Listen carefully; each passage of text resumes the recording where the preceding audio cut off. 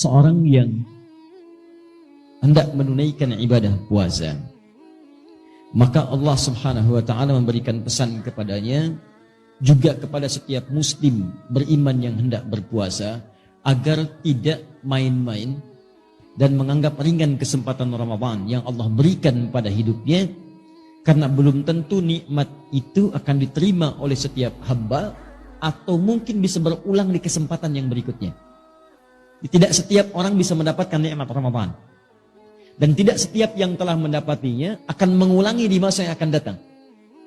Karena itu para sahabat Nabi SAW, begitu selesai kemudian mendapati Ramadan, maka banyak di antara mereka bahkan di penghujung Ramadan itu mengalirkan air matanya. Mereka menangis, berharap, ya Allah, kalau bisa jangan berhenti ya Allah, besok Ramadan lagi, lusa Ramadan lagi, pekan depan Ramadan lagi, kalau perlu setiap hari Ramadan ya Allah. Saking inginnya semua waktu itu Ramadan, dan kita diberikan kesempatannya, dan mereka tahu belum tentu tahun depan bisa berjumpa. Karena itu semua bermujahadah ketika akan tiba Ramadan. Dan begitu tiba Ramadan, maka kalimat la'allakum itu digunakan dengan sepenuh jiwanya, maksimal ibadahnya. Kata Ibnu Abbas radhiyallahu taala anhuma, saya belum pernah melihat Rasulullah semulia ini dalam ibadahnya, selembut ini dalam sedekahnya, sebanyak ini dalam pemberiannya, kecuali saat Ramadan.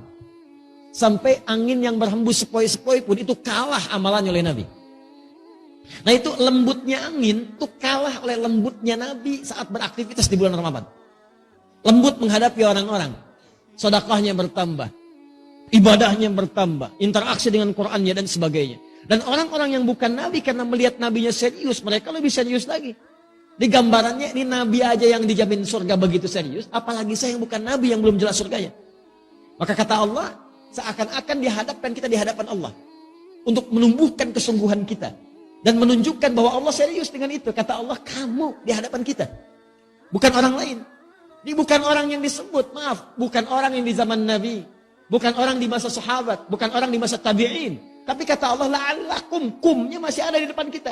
Tatakun, kamu, tanpa batas.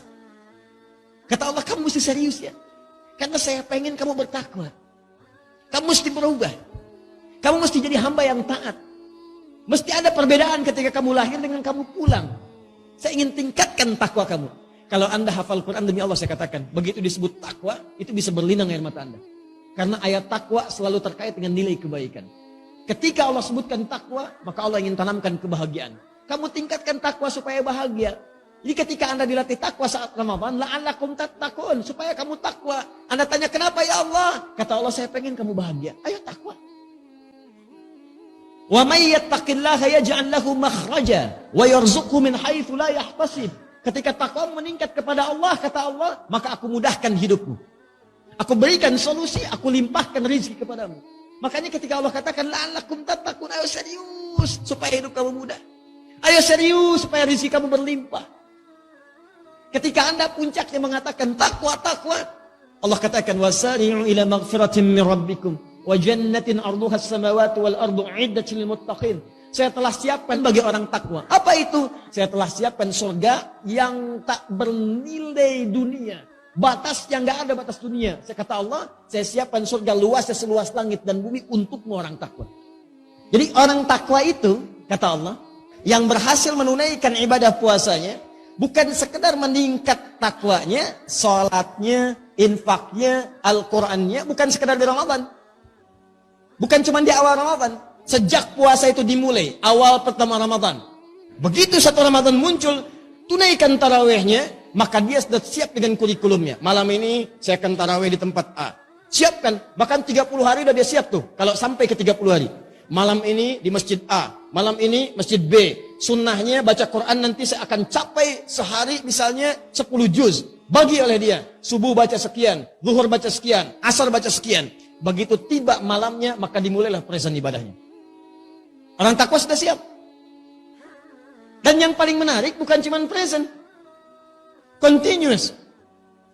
Hari pertama, saf pertama. Hari kedua, saf pertama juga. Jadi meningkat terus, konsisten di situ. Hari pertama datang sebelum maghrib, nunggu di masjid. Hari kedua habis isya baru datang. Nah, ini belum konsisten. Jadi kalau Anda ingin disebut dalam golongan yang ini mujahadah ini, yang serius ini dipertahankan sampai pertengahannya. Masya Allah, hari pertama, saf depan. Hari kedua, saf depan. Hari ketiga, saf depan. Hari keempat, saf depan. Hari kelima, saf depan. Sampai hari terakhir, saf depan. Nah itu yang terbaik.